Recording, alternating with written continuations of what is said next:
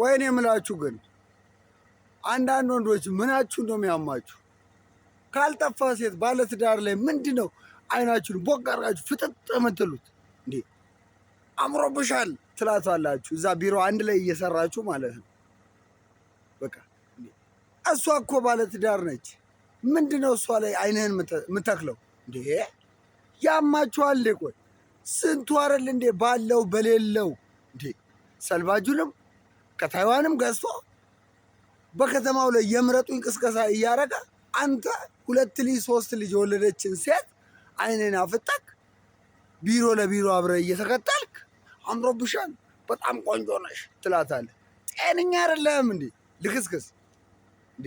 ትዳር ማለት ስማ ልንገርህ፣ ትዳር ማለት መሰረቱም እግዚአብሔር ነው፣ ፊኒሽንጉም እግዚአብሔር ነው። ስለዚህ ነግሬሃለሁ። ያው የሰው ትዳር ለማፍረስ አትሽለጥለጥ፣ ትፈርሳለህ። ነግሬሃለሁ። ወንድ ልጅን መናቅ አይደለም። ገባክ እንዴ? አጠገብህ ስለሰራች በቃ ባለትዳር መሆኗን ዘነጋኸው እንዴ? አንቺ ደግሞ ትዳር ማለት ምርጫ አይደለም። እሺ አትሽለጥለጭ። እሱ ስታይ ባለቤቱን እንዳየ ውሻ ጭራሽን አትቁይ። እሺ ምን አይነት ነሽ አንቺ ራሱ? በቃ ቀጥለጥ ብለሽ ኮስተር ብለሽ ቦርሳሽን ይዘሽ ዝንጥ ብለሽ መግባት አለብሽ። ጤነኛ አይደላችሁም እንዴ? ቆይ 3 4 የወለደች ሴት ምንድነው ለማስተካከል እንደዚህ ቀንና ሌሊት መሄድ?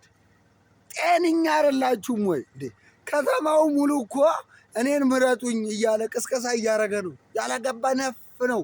ምንድን ነው አንተ ከባለ ትዳር ጋር ያልከሰከሰ? አንተ ልክስክስ፣ አንተ ውሻ አንድ ላይ የሰራው ባልደረባ ስለሆነች እንጂ እንደ አንተን ፍለጋ እኮ አልመጣችም። ምን አባ ነው የሚያርመጠምጠ? እርምጥምጥ ልክስክስ